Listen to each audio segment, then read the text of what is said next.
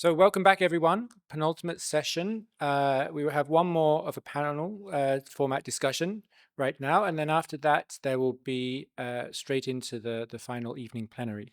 So we have a slightly shorter time slot, but that is proportional to the fact we have three speakers rather than five, as in the two sessions before the lunch break. So under the title of Global Shifts, Local Responsibilities, Implications for Europe, Spain and Catalonia, it gives me great pleasure to welcome the four people on the stage that we have here. First, on my left, we have Agustí Fernández de Losada, who works for the Generalitat de Catalunya in the European Affairs Department. Before that, he's worked at CDOB, and he has a long-standing collaboration with IBEI, teaching in the field of cities and global governance. Next, Miquel Nadal, who is the General Director of the Cercle de Economia, who's one of the co-sponsors of this event, to which we are, of course, very grateful for you to be here. Next, Elisabeth Johansson-Nogués, who's been a colleague of mine for many, many years, since before I was here even, we arrived together. She's a research professor and a Jean Monnet chair holder. And finally, over on the far left, or my left, you're right, Germà, who's a professor from the University of Barcelona. So I will leave the podium. I hand over to the capable hands of Miguel, and please, 1 hour. Okay, good afternoon to everyone. Pleasure to be here. Thanks a lot to the organizers of this session. It's not an easy time to be in a session. It's 3:30 in the afternoon on a Friday with great weather outside. So many thanks for being with us. I think I think we have a great session ahead, or at least we'll try to make the best out of it. This morning, I think we had three great sessions. First, with a presentation with Andrés Velasco, which gave us a more, I would say, more of a political overview of the current situation globally. Then there was a great discussion on trade issues, also from a global point of view. And finally, we had more a discussion on finance. I should say that I haven't been able to attend this session, but I'm sure, knowing the participants in the session, that the insights that were put on the table there were interesting for sure. The session that we are having now somehow wants to close the circle.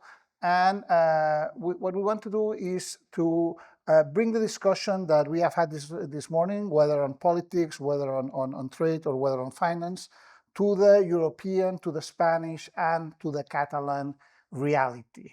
And for this, I think we have three great panelists with us. If I were to make a personal reading of the current situation in Europe, Spain, and in Catalonia, I would say the following. I think that in the last 2-3 decades, Europe globally has been living very comfortably with three strategic dependencies. These dependencies refer first to energy. We have been importing, basically Northern European countries, and especially Germany, has been importing cheap energy, basically from Russia.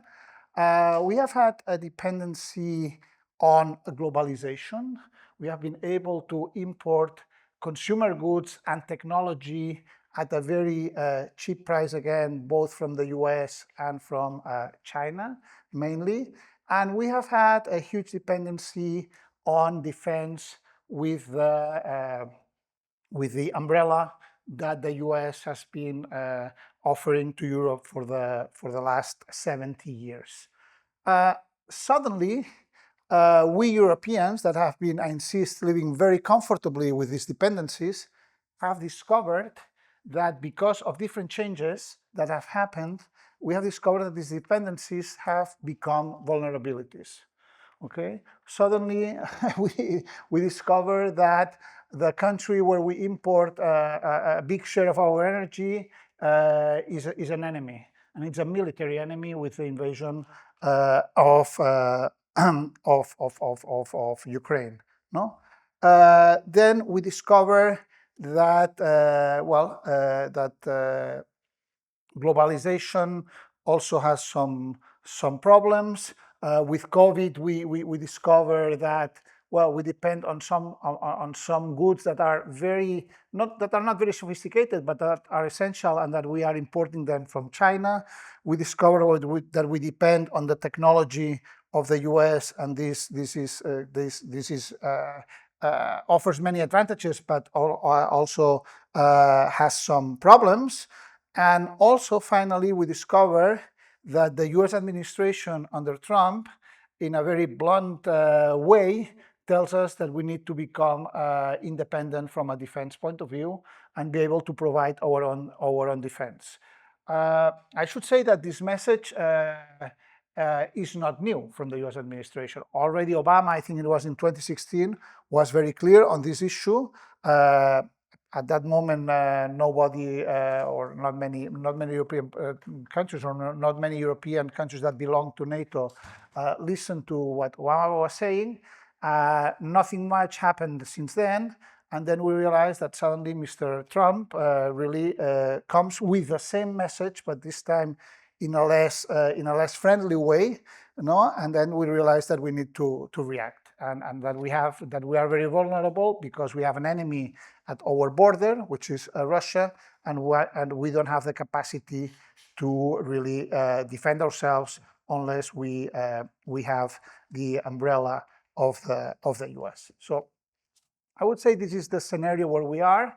It's a very complex scenario, undoubtedly, and I think what we want to analyze in this session is, what exactly is the current situation in all these fronts? Maybe there are others for sure that I have not listed. There is an issue of internal division within the EU that I think it's very relevant. I'm sure it will come up with it during the discussion. But as I say, what we want to do is, analyze the current situation and specifically, get an idea of what the consequences of the current situation are for Spain and for Catalonia, also for Europe, of course, and how we can react to that. What will be the recipes that we need to put in place to really to respond to all these challenges. For this, as I said, we have a great panel with us.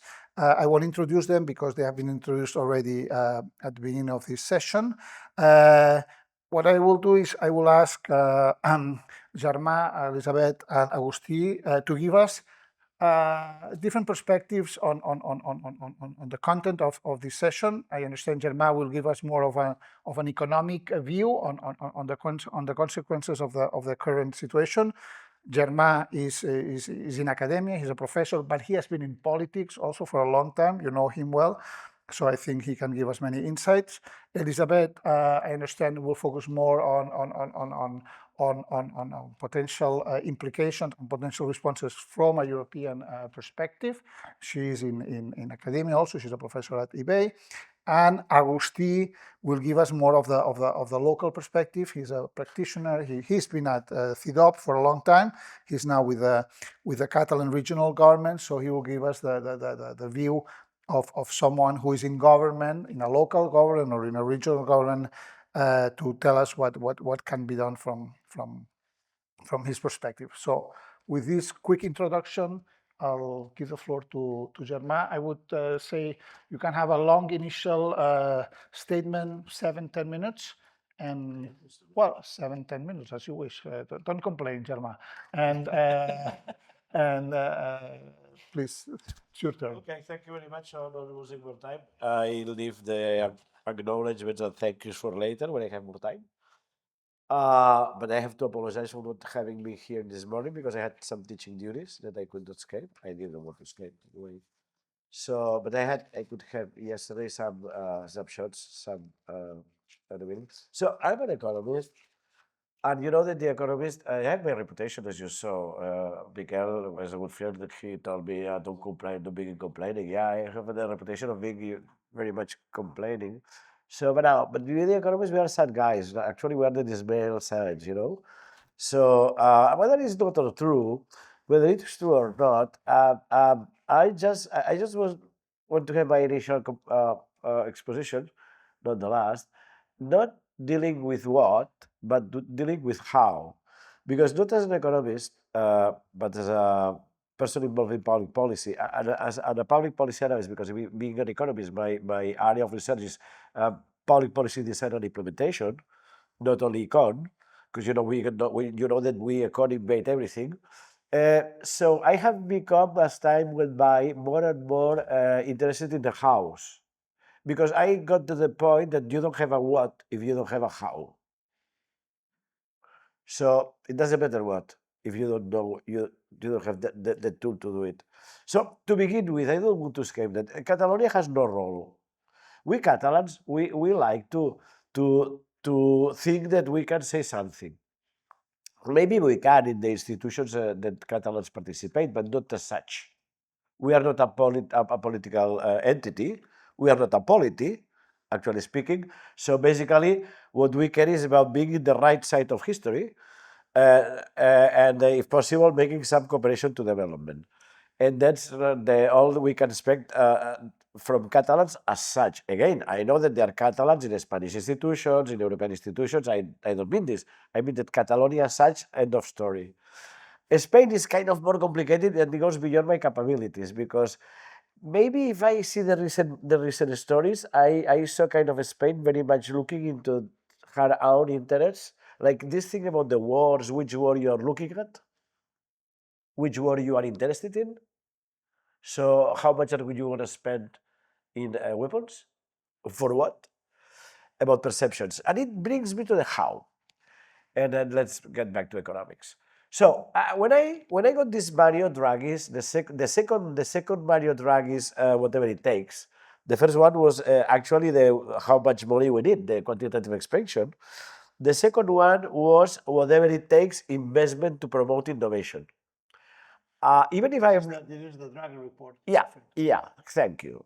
So even if I am not from the Ampurdá, so I don't have the capabilities for Erie, I'm just from the very much south, so we don't get there because we are not as intelligent as people like from the Ampurdá. We are not clever. So, but I was always reminding Josep Pla. You don't know Pla, you should know him. And who's going to pay for this? Who's going to pay that? Because we think of Europe as if Europe was something. Euro is an euro. See that? You need to see it, euro? Euro is a central European bank. That's right. Speaking about trade, I don't care very much on the how, because trade is quite well aligned, more or less as competition policy. This does not have the best, troubles as policy, but not institutional. But when you go beyond that, who's going to pay this? There's no euro. There's countries. Unless, I will get back to this, unless the Central European Bank gets into another quantitative expansion and creates inflation.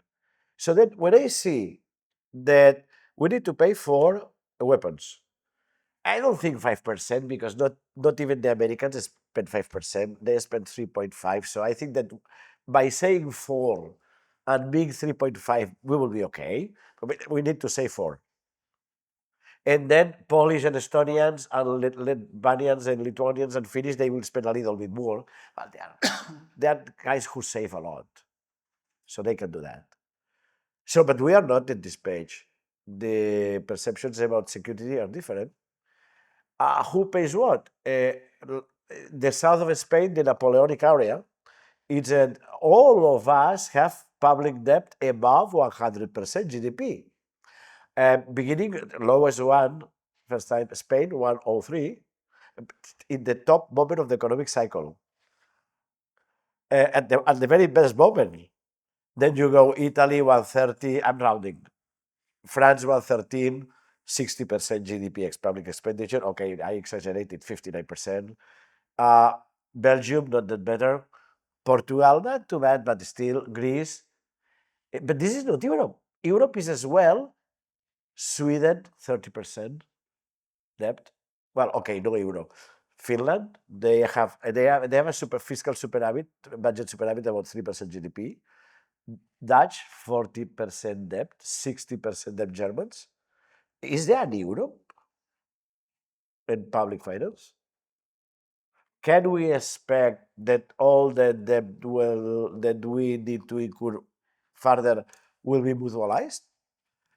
Will the Finnish that are making a budget surplus of 3% with a smaller growth than the Spaniards that are having a public deficit of 3% at the top of the cycle, will the Finnish say, okay, we'll send the money? Do we have an Europe actually for this? But if we don't have an Europe, and I'm running out of time, if we don't have an Europe, we don't have the how. And if we don't have the how, we should perhaps be rather interested in discussing the how than discussing the what that might be nice, might be original, even publishing a nice journal paper on the webs. Yeah, why not? But if there's no how, there's no policy, and then things will not happen. Bottom line, end of story. We are at the, in my view, luckily enough, economists, we miss a lot the point, and we don't make forecasts because we just fuck it. Bad forecast. So don't take it for face value. But I think we are at the edge of a discussion that we have never imagined yet. And this discussion goes from everybody agreeing in increasing expenditure in weapons, but not agreeing in how much and for what. Hopefully, we will agree in developing European industry in defense, so not everything needs to be bought to the US. But then we will be discussing about general wealth taxation as they are doing in France, and has been proposed in UK. We can consider UK for this purpose still. And some other countries will discuss at the same time that we are going to discuss about social cuts, because there's no way to do all these things. More expenditure in armaments, more expenditure, social needs will increase. Pensions, this is not a country to speak about pensions. I'm so sorry, guys. You got it. I mean, you are the fact. And that's me. Aging, dependency. So we are at the edge of having a discussion that we are not prepared to have. And I'm not sure Europe, politically speaking, institutionally speaking, is prepared to have. And this is worrying me more than the what. I'm very worried. And I didn't complain. I just maybe too sad, but we can fix it in the colloquium. Okay. Good, Germà. You were very disciplined. Thanks a lot. I think it's a provocative point of view, the saying that because we don't have a how, we cannot think of a what. I think it's a very strong starting point. We should. I think I didn't say we can. I didn't say we can. I think that's but not much point. We'll get to discussion later, but just to give you a flavor of where what I will be asking you so that you can get ready. I think that usually the how is much easier if the what is very clear. If you know what you want to do, then maybe you are able to find the ways to finance it. Okay. If the starting point is I don't have money, so I don't think about what I need to do, but we'll get into that. Yeah, Elisabeth, your turn. Agustí, no? No, it was No. going Okay. from global to local, or from European to local. Okay, right. So thank you very much. Basically, I sort of rethought my words here a little bit as we went along in the earlier sessions.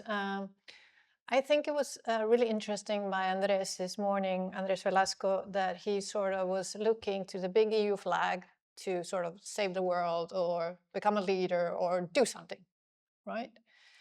And I started thinking to myself, what are they supposed to do? I mean, knowing EU as well as I do, I mean, it's a little bit difficult to see that. And the reason why I came up with this sort of feeling that it's going to be very, very hard rowing on the part of the EU to do anything to right the ship of global economics or global trade or even the development issue at the moment are basically because three ideas that I have, and I'm going to outline them to you in the order. In a nutshell, I can sort of also say that Meredith was mentioning that Canada is sort of thrown out to the sea, but it's seen the shore and it can sort of try to get back to the shore, which is the US, and it sort of can align its trade policy with the US again, and everything will be fine. Now, the EU, I would qualify as much further out to the sea. So we're all out at sea, basically lost and confused a little bit. We are in a quite different situation, though, compared to Canada, of course, because only about 20% of our trade is actually with the US. So, and I'm going to come back to that in a second. But so, yes, can EU become a leader? Not sure. Historically, it's never been a leader, whether in global trade, global economics, global development. Even if it's tried to sort of portray itself a leader on environment and certain issues, it's never really been quite comfortable in that situational leadership. It's more of a follower. It's more of a policy taker in many ways. And as I said, I will come to my 3 points now. The reason why I don't see EU taking up much of a leadership role to right the wrongs of the current international, global, and political and economic order is because, first point, basically the Ukraine war. This has meant a very strong drain on public financing, on debt in Europe. It has also meant a strong sort of drain on the budget of the EU. So Ukraine is very important, and it's the EU countries have tried to be there and sort of help out, and it's 170 million, I have the number somewhere, of euros since 2022. So it's significant numbers that's been poured into Ukraine. But with the US saying, I'm no longer interested or vested in the Ukrainian war, I'm going to pull out with my assistance, and I'm just going to stand back and hold my hands up, basically. I might fiddle with some kind of peace process eventually, but otherwise I'm not going to do anything. That has left the EU basically with a quite heavy burden of trying to not only come up with the shortfalls in terms of financing or financial assistance to Ukraine that the US is leaving, but also trying to lean on them partners out there in the world like Canada, Australia, South Korea, Japan, etc., to try to get as much money possible in order to shore up the Ukrainian war effort. And so this has left the EU in a very difficult kind of economic position per se. But then on top of that, of course, the Ukrainian war is not contained no longer by the borders of Ukraine. It's beginning to spill out into EU territory. So we have repeated military or drone incursions into different European countries, whether along the eastern border or whether much further into. So Denmark, Belgium, which you didn't really sort of expect. And many analysts point to that Russian authorities are currently financing a lot of individuals that are interested in taking up a little bit of extra money and flying drones and doing kind of, so they might be EU citizens, so it's not necessarily that they've sent somebody from Russia to do this. But no matter who is behind these particular incidents, it is clear to all EU governments that right now what's needed to do is to work on defense. And Miquel already mentioned this issue. So on top of the war effort for Ukraine, now we also need to work on our own defense. And Miquel already alluded to that we have, since 1949, basically, we have leaned very heavily on the US for the guarantees of defense of EU and all of the European countries, the NATO countries. So this, in 2025, we're in a very different situation where we have an incumbent in the White House telling us that you can deal with your own miseries, basically. That leaves us with shortfalls in our defenses. Now we need to build up defense industries that we don't have. We need to work on technology. And since the war in Ukraine has changed also how warfare is carried out, so this is, on many fronts, we are faced with that we need to deal with security and military expenditures in a much bigger way than we did before. Obviously, this has consequences for how much the EU can focus on anything that goes on beyond Europe. So whether in development, whether in the international economic order, global political leadership, etc., etc. So this is one of the points. The second point is the EU's trade with US, I should say. And here also we're seeing economic pressures placed on the EU as a consequence of the trade. We didn't get as good of a tariff agreement as the UK did, so we were settled eventually with 15%. And Ursula von der Leyen, the President of the European Commission, has sort of gone out with this measure. Oh, well, this was the best we could do under the circumstances, to think about the consequences. If we had not reached this deal, then we would be in a full-blown trade war. And they were very much looking at the example set by Canada. So, I mean, they didn't want that. And so the situation is complicated, but we also have EU countries who are very happy with the outcome of this, especially Germany, because they're so reliant on the US markets for their sales. There are other EU countries that wouldn't care so much because because they have very little trade with the US. So, you know, there's also this thing that different EU countries have very different agendas when it comes to global trade. So they don't know whether they should have, or they should push the EU to engage more or engage less, or, you know, use their, the so-called trade bazooka, which is a special regulation the EU has now to sort of impede foreign powers to exert economic coercion on the EU in any way. And there was quite some amount of EU member states that really wanted to use this on the US. But then Germany and others sort of said, no, don't do that.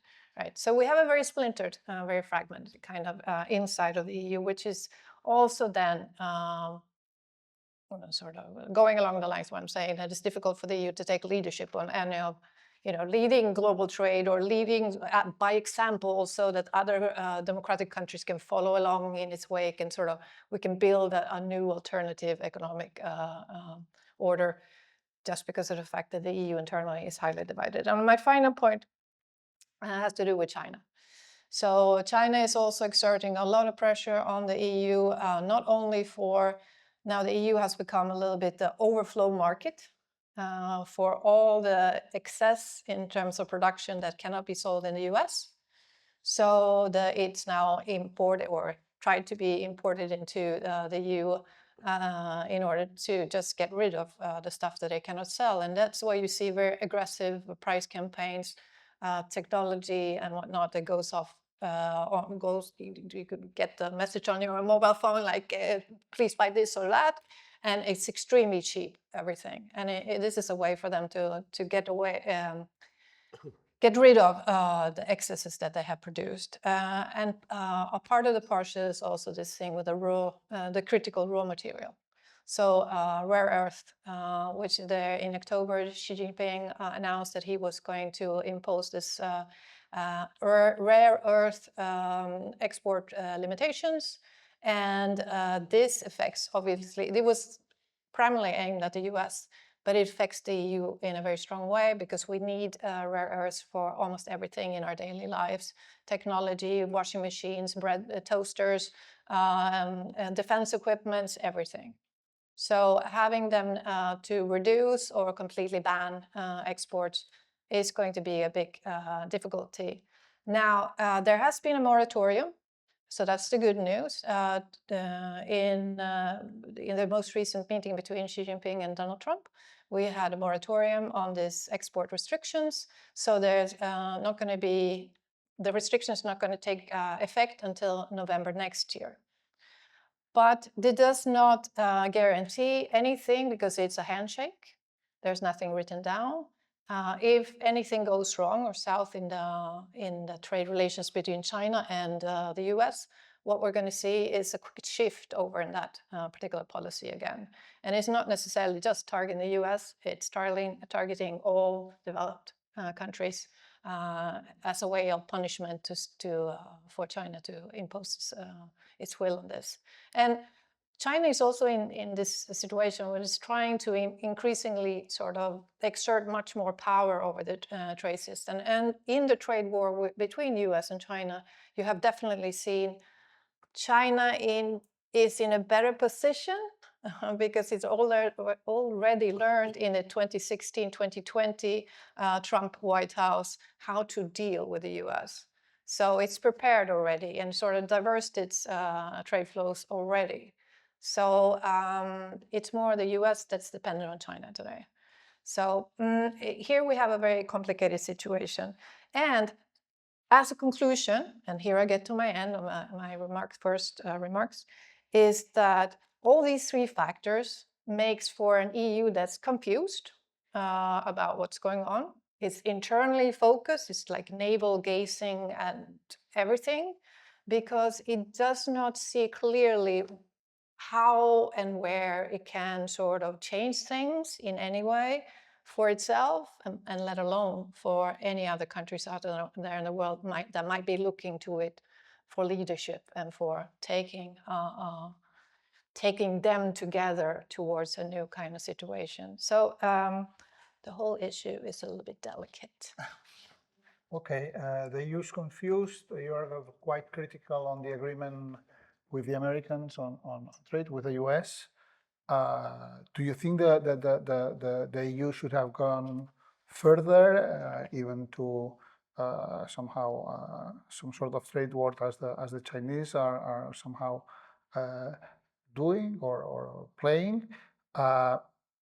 Would this be a reasonable strategy considering the internal division that there is within the EU? And as you said, with the current agreement, some countries are happy, others are not so happy. I mean, what was the scope, what was the margin that the EU had really to push things a bit further with the US? No scope. What it's doing is the only thing it could do.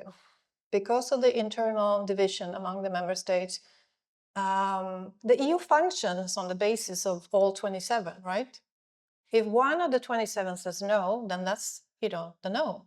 It could be that you can negotiate with that country and sort of say, well, I give you this if you give me that. And I mean, that's the general way that the EU operates, and that's how it moves forward. But on this particular point, when there was voices saying we should use the trade bazooka and others saying, no, definitely not, because that will hurt my national economy, then, the EU is stuck in the middle, and it sort of has to go with the least common denominator. And so that's how EU operates. It can never be more ambitious than its least ambitious member state. Considering these constraints, what has been signed is something that is bearable for EU exports. I mean, it's something that more or less can be dealt with, or it will have. Do we have estimates of what impact this will have on the trade tariffs? Yeah. There are no estimates because at this moment, it's all, again, an informal kind of agreement, which nothing is written down in stone. So Trump can wake up tomorrow and says, oh, today I'm going to play 18 or I'm going to play 9% on trade tariffs. So we don't know. At the moment, what we've seen with the American industry and the importers in the US who are importing EU goods is that they take at least a part of, if not full, of the tariffs. So they are interested in continuing the trade relations. So, when we look at trade numbers, it's not like they dropped dramatically in any way after the trade deal, after the initial tariff announcement, and then the trade deal. So there's nothing dramatic going on at the moment. The fact that the US importers are offsetting costs for European car makers or whoever, that means that, we haven't seen the full effect of these tariff yet. So it's too early to say where it's going to go. Okay. Thank you, Elisabeth. Agustí, I noted this down. Germà, who's always very provocative, as you know, he said, literally, I'm quoting you, Germà, Catalonia has no role, you As said. such. As such, sorry. Okay, as such. I don't know whether this really changes things as I much. mean, I didn't mean him. No. I meant the country. Eh? I didn't mean him. I didn't. No, I no, mean I them. mean, Catalonia It was very helpful, my intervention. Yeah, I understand, as a political entity. Which is not. So Okay, yeah, okay. no, it's not a political. Okay. Agustí, up to you. Okay. Sorry about that. Thanks. No problem. I think I insist. I think it's really helpful for my intervention. So let me thank first IBEI for the invitation. Let me start by saying that despite my, as Robert was mentioning, despite my background as a researcher and as a professor here at IBEI, I will address my intervention from an institutional perspective. And I will start by contradicting Germà. Trying to explain how regions like Catalunya, which is a region, or California, the fifth or the sixth economy in the world, or Bayern, Bavaria, I think in English, Bavaria. or Kyoto, might intervene and do lots of things, at least to address the things that are happening in the current global scenario, which have a clear and deep local impact. So the world is changing, the global order is changing. We are facing severe challenges, geopolitical tensions. We face climate crisis, the disruption of technology or of emerging technologies, inequalities, new types of inequalities, etc. And all these challenges have a deep local impact. So local matters, despite political entities, what happens in local realities matters. And it's important also to connect these local realities with global conversations, global reflections. And let me try to explain you briefly how we are trying to face this global scenario, these global challenges that we are all facing. Our first issue would be trying to redouble and to deepen and reinforce our commitment with the EU. Catalonia has always been engaged with the EU. The EU is facing a critical moment. We want to contribute by bringing our perspective to the current debates on critical issues, also for us, from a budgetary perspective, from a policy-making perspective, from different perspectives. What is being discussed right now to the formulation of the new MFF, for example, or how Europe is fostering strategic autonomy in fields like defense. This is critical for our companies, for our research centers, for our universities, or digitalization or energy, critical issues also for us. How the EU is redefining the cohesion policy, something that has been linked to the structural funds, fundamental for our economy, or how Europe is providing a framework to face something like housing, something critical for our citizens, or reindustrialization, or the green transition, or agriculture, or fisheries, etc. The list is very long on issues where the EU has a say, and we, as a government, regional government, but as a government, want to contribute to inform the policy-making process. How do we do this? Well, we have certain spaces, institutional spaces, that are meant to promote the voice of regions and cities, with a limited capacity to intervene, the Committee of the Regions, with a limited, or I would say peripheral capacity to intervene in the policy-making process. But there is an institution in Brussels that provides the voice of regions and cities. Regions and cities also built alliances. Now in Spain, we are living an interesting moment of institutional alignment. That this alliance is relevant to address certain agendas in Brussels. Collaborations with other regions, the collaboration between Catalonia with Flanders, with Bayern, with Baden-Württemberg, with Emilia-Romagna, etc., is also fundamental to push, to a certain extent, shape the agenda and to inform the agenda and put certain issues that for us are relevant forward in the negotiations. Obviously, networks, contacts with the European Parliament, with the European Commission. We have a delegation in Brussels to interact with the institutions in the region. We are also trying to reinforce the links that we have with other regions in the world. I was mentioning California. We have currently agreements that are quite active with regions in North America, in South America, in Africa, in the Mediterranean region, in Asia, worldwide. And these agreements, these relations are relevant also for our diplomacy strategy, from I would say from the perspective of a soft diplomacy strategy, but and also relevant to bring opportunities to Catalonia. The same with the networks of delegations that we have that have been quite controversial. In Spain, we have a network of 24 delegations worldwide, more than 40 offices in all the continents that are also relevant tools for our economic diplomacy or public diplomacy. We are also consolidating our engagement with multilateralism. Multilateralism is at stake for sure. We are also betting for a redefinition, for a revision of the multilateral system, to bring the multilateral system to more inclusive schemes. We believe that having regions on board, that having cities on board, that having transnational companies on board, or transnational civil society organizations or knowledge-based institutions on board is something fundamental.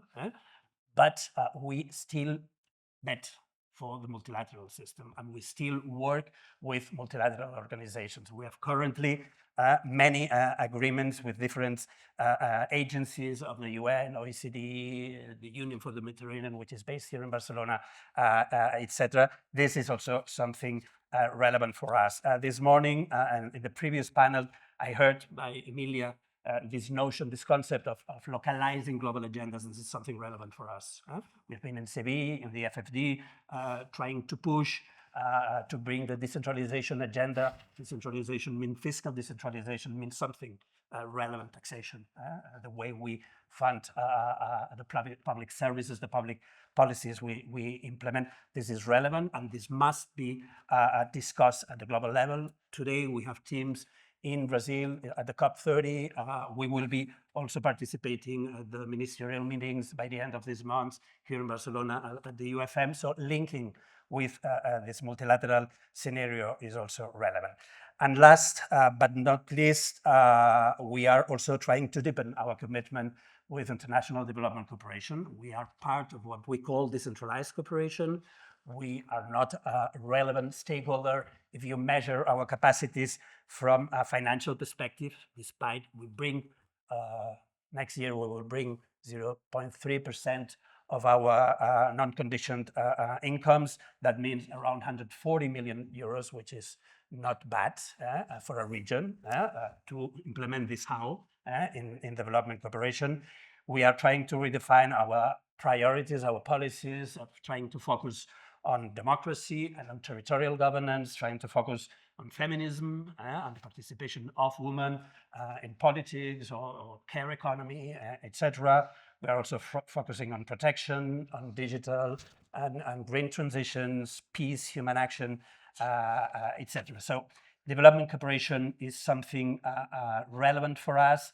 We are trying to reinforce our policy in this field and also building on very strong alliances that we have with a very vibrant, I would say, a vibrant sector, NGOs here in Catalonia, but also with other regions in Europe, with the multilateral system, as I said, with the academia, with the private sector also. Here, the private sector should play an interesting role. To summarize, we believe that bringing the voice of regions to these global conversations is something relevant, and we are doing our efforts to focus and to bring this from a policy perspective to elaborate a little bit on this how. Okay, good. Thank you very much, Agustí. Well, I think we have very different views on the current situation. I would say, if I had to summarize, I would say Germà and Elisabeth are quite pessimistic, and I will go into this in just a minute. I think Agustí has tried to bring some optimism with all these actions that the regional government in Catalonia is undertaking at the European and at the global level. Let me start with Germà and with Elisabeth, and go to discussion on the whats and the hows. Starting with the what, and I want to focus on common defense, on defense policy. Okay, and I would like to compare the case of defense policy, of a common defense policy, with the case of the common currency, the establishment of the euro during the 90s. Okay, if you look at the two cases, I would say that the case for a common defense policy is much more stronger than the case for a common currency. And still, we do have a common currency, we don't have a common defense. Politically, from a political point of view, the rationale behind the common currency, the euro, was very clear. You had the reunification of Germany in the early 90s. There was a need to make sure that Germany would, to keep Germany on board of the European project. So it was thought at that time that having a common currency would be a way to anchor Germany to the project. So there was a political logic there.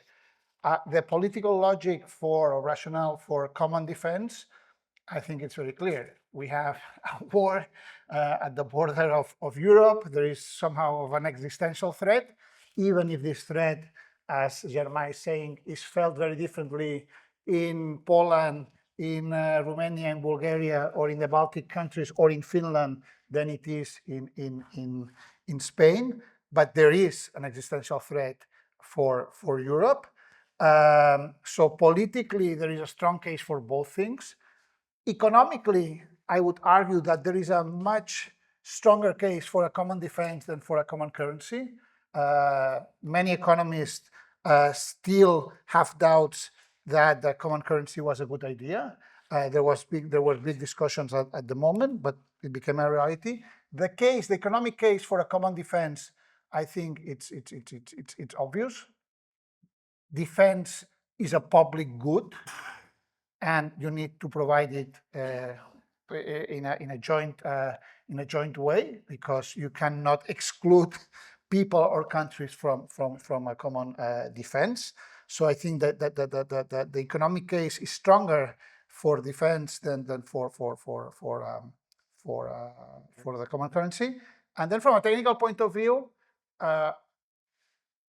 establishing a common currency is not easy, and it was done, and Jose Juan knows well how it happened. I understand that having a common defense policy has some technicalities, but I don't think they should be unsurmountable. Okay, so I think that, as I said, the case for a common defense is very clear. We don't have a common defense. I think we're making progress, but not fast enough. On the how, of course, there is not agreement on how much we need to spend on defense. You said it, Germà.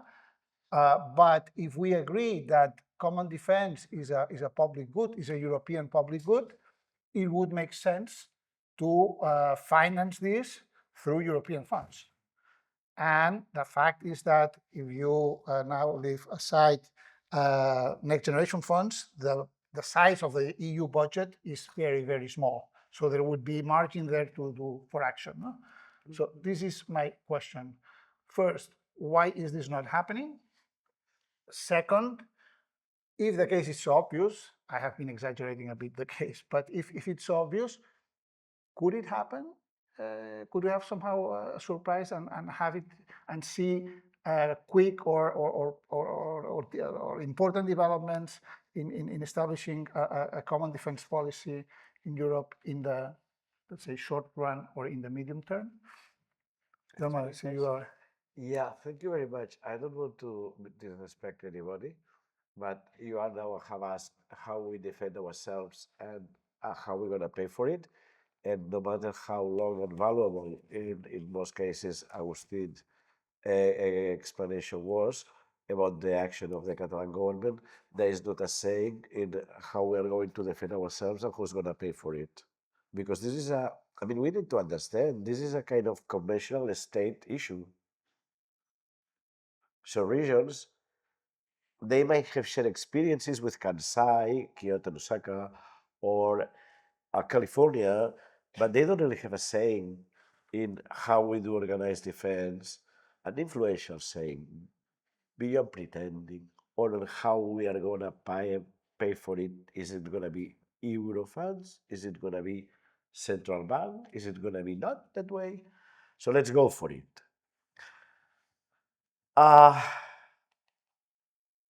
Euro process, no matter what had almost no position. Very few, maybe Julio and Gita in Spain, not many more people. Malaysia would have opposed it now, for sure. And there was a kind of sense of everybody wins. Because it's a free ride. Okay, Germans lost the mark, but they winning the reuniting the nation, right? So French get some fear because the Germans are reuniting, but they win the euro. And by the way, they get a majority in the European Central Bank by letting Greece in. Problems coming later. But this is why Greece is in the euro, because this gave France the majority in the board. This is a time to speak clearly, right? And have a honest conversation. But the first thing we need to have is a honest conversation. Don't be afraid. I'm not going to take more time than I took before. So there was a win-win perception, a politically handy, manageable perception in the euro, which I don't think is happening now within the EU, because everybody has got under budgetary stress. Some people more, some people less. Pensions, social services, aging, health are making pressure on budgets, and this will compete with armament. This is everywhere, but not everybody feels it the same way. Finnish do not feel it the same way with a 3% superávit on the budget than Spaniards with a -3. Not to speak about French with -5.9. So not everybody is in the we all win. Second, okay, don't take me wrong, but it's not my opinion. If anybody wants to know it, I can say it, but I'm not going to give my opinion. I'm going to give you a snapshot. Not my opinion. I was in Helsinki and Tallinn last. I wanted to know Narva, the city of Narva, where the Russians will come in. So I went 1 week to work there. And when I was in Helsinki for the Baltic cruise, and that particularly in Tallinn, it was plenty of Estonian flags and Ukrainian flags. Then I went back to Barcelona, it was plenty of Palestinian flags, which is we living different wars. We living different existential risks, or we do pretend like we do that. And this is a debate on what population is going to be able to support when we talk population about trade-offs. Now, I don't see this as a big problem because we have a tool here. We have the NATO. By the way, we're talking about weapons and defense and generals and soldiers and logistics. We have NATO. It's always been NATO. And correct me if wrong, maybe NATO can say, you don't pay that much, we don't defend you. I don't know, I'm not an expert. You might know. You cannot kick anybody out from the European Union, but you can say we are not going to strategically defend you if you don't pay. Not my business. But I don't care very much about the European Union defense because we have NATO and, by the way, Britons still in NATO. I don't know, English is not, but excuse me? But this is the whole point. I mean, the Americans have said that they are not willing to No, play the game. but all European unions but Ireland are NATO, and Britons are NATO. So, which gives you more nuclear power, which gives you a navy, which we don't have. We have, now we're talking European, okay, European, well, we have an infantry and nuclears with France, but we don't have a navy. With Britons, we have a navy and more nuclear war. So, Irish get out, Britons come in, you have an European defense. Even if it's not a European Union defense, but it's an European defense. And second, you can enforce payment more. But I'm not an expert on that, right? What I'm saying is that we do not, what I don't see happening is that the European Union will pay weapons. They will have to pay the bankruptcy of France, which is the elephant in the room is the bankruptcy of France. Because France is not Malta. Nobody get offended. France is not Slovenia. France is France. So they are not getting really well from the process they are being now. And somebody's going to pay. And the first payment will be European Central Bank, because of the majority of France, Italy, Spain, and Greece, providing funds from the European Central Banks, so quantitative easing to solve it, to avoid the risk, you know. Risk premium. The premium, the risk premium, getting up. But this will work for a while. This will destroy the reputation of the European Central Bank. The Dutch and the Germans will say nothing, and the Finnish, but they will be looking at it. So how do you expect to pay on mutual basis with these different trade-offs in each state about costs and wins of the policy decisions, and with these different fiscal? I don't see it. With defense, not my main issue, as I said, because we have NATO. NATO has capabilities.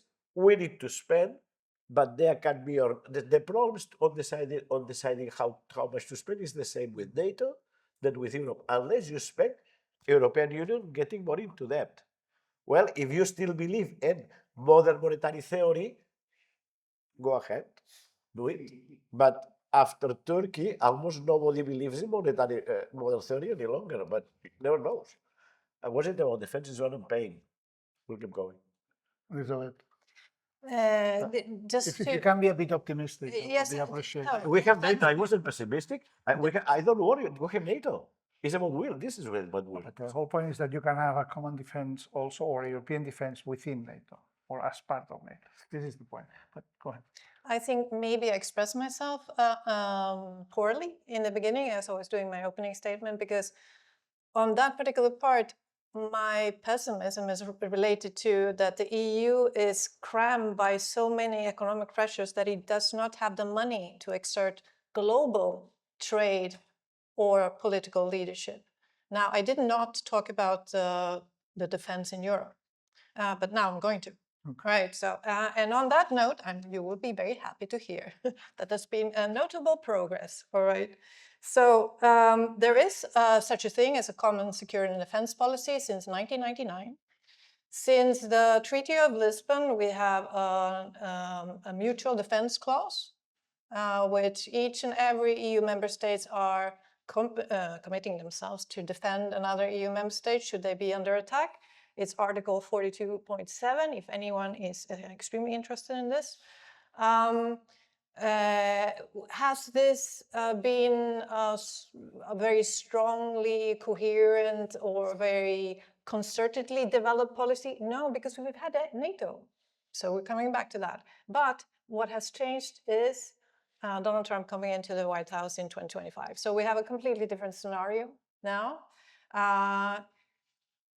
Trump has been back and forth saying that, oh, I think you can interpret Article 5 of NATO, which is the Mutual Defense Clause, in different ways. I mean, if there's an attack, maybe you don't need to come to the defense of your fellow NATO allies and whatnot. So this is where the EU governments are starting to become concerned. And UK, of course, not an EU member, but also very concerned about this. So there's been a lot of talk in 2025 about what to do with the defense component. So you're absolutely on spot to bring this up. We have several initiatives. The Commission went out earlier this year with 800 million euros in a concept of something called Rearm Europe. And most of it is about finding financing and finding ways, because it knows, it's well aware of exactly what Germà is saying, that most EU governments have a complicated relationship with their national debt. So they might be cash strong or might not get a very good loan on international markets if they were to try to get in order to acquire all the defense equipment that they want. So what the EU has done, the European Commission concretely, not the central bank, they have nothing to do with the issue. The European Commission has then gone out with this initiative called Rearm Europe, which is basically a way to finance defense industry as well as buying. There are loans to member states, no? It's loans, or it can be guarantees for loans. So it's not necessarily that the Commission is lending money directly. It is sort of being the grantor, so that the member states that might otherwise have a hard time getting a loan because their national debt is high, because you know how the interest rates are depending on where you are at the credit standing. The EU has a very good credit standing, better than most of its member states. So that's why the European Commission is going in, sort of saying, you can get a loan through me using this. And there are certain stipulations to this. And one of the flagship initiatives, two of the flagship initiatives right now is the 150 million euros that goes into something called SAFE, which is Security Action for Europe. I always forget what all these acronyms mean. So Security Action for Europe, it's about building up military capabilities by buying weapons, trying to sort of keep most of that spending within Europe, but it's very difficult because it's the US that is dominating this, and Donald Trump knows this. He knows that the US is dominating, so he is on top of the EU, trying buy now, buy American, why? The problem for the Europeans is if they buy and continue to buy American, should it come a day where they need to use their weapon systems, it might be that they have to call Washington first and say, can I use my weapon? And then Washington, depending on the situation, is, no, that's my friend, so don't attack my friend. Or I don't want you to get involved in this, so don't attack, right? So we have, for example, the UK has nuclear submarines, but it does not have the capability to launch any of its nuclear warheads without the permission from the US. Many EU countries, NATO allies as well, they have F-35s, which are bought from the US, and these are fighter aircrafts. And by buying one of these planes, you're committing yourself to a maintenance that can only be carried out by US contractors. So military defense contractors that come over to your military bases and review these, and they can get all the intelligence that the plane has gathered. So it's not like you can do things that are, without, the permission of sorts of Washington, because of the fact that these weapon systems are so tied.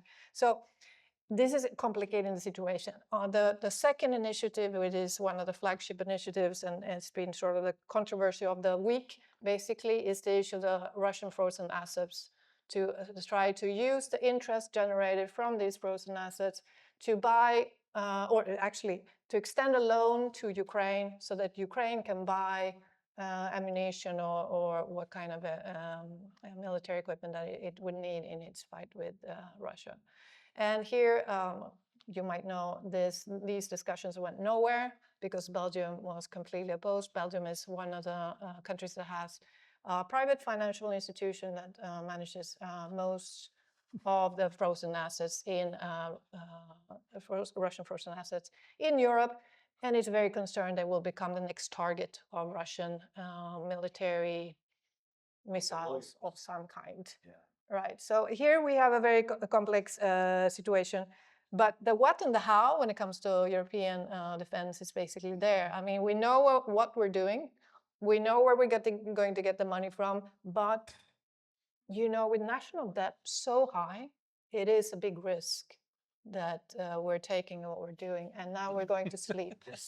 Okay, I get the hint. Miquel, just not even 1 minute, half a minute, just on that. I'm gonna shut up later. The issue now is weapons. Basically, if Russia enters via Narva, Estonia, first week, 1 week, 2 weeks, you can contain them, but then you don't have weapons, don't have ammunitions. And the issue that you pointed out to it is that you need ammunitions quick.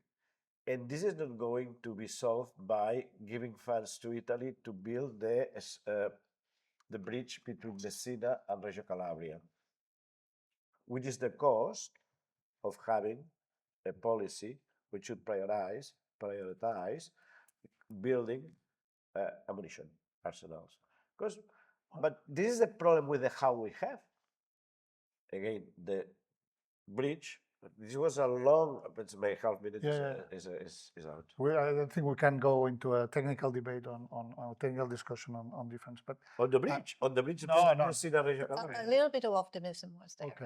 right? Agustí, do you want to say anything on this, on the defense issue, or we've been talking for more than an hour now? No, but just one thing.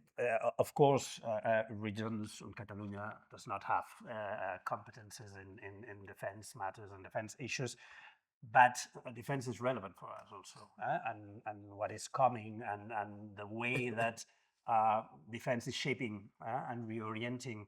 For example, the new budget of the European Union. This is key for us, and trying to understand how we have to address this issue from the perspective of our business sector, from the perspective of our research centers, etc., is very relevant. Well, So I think multi-level dialogue is needed, not to decide if we buy certain weapons or not, but to address this issue from taking into consideration industrial policy point of view. Exactly. Can I throw you a bone? Yeah. Out of the 5% that NATO has promised that it was going to raise on across the national GDP spending on defense across the board, 1.5 goes to infrastructure. And Catalonia is obviously a transit from anywhere on the Iberian Peninsula. So building roads, building better trains. I mean, everything's going to be great. Not only well, technology This is Catalonia. Just by 50 seconds. They have given a map prioritizing the connection Bordeaux, País Basque, because of defense reasons. And this is a recent map. The defense funds will prioritize something that the French government do not want to pay by itself, which is the connection, rail connection, Atlantic, Bordeaux, País Basque. Even if you say Catalonia is a issue. One connection, you have to have two. But the Catalonia is already existing. Sorry. Schedule, so Catalonia is we need to stop it. Any quick questions from the audience? I think they might have to be asked later because Okay, we'll leave it here. Thank you to the panelists. Thank you very much. Thank you.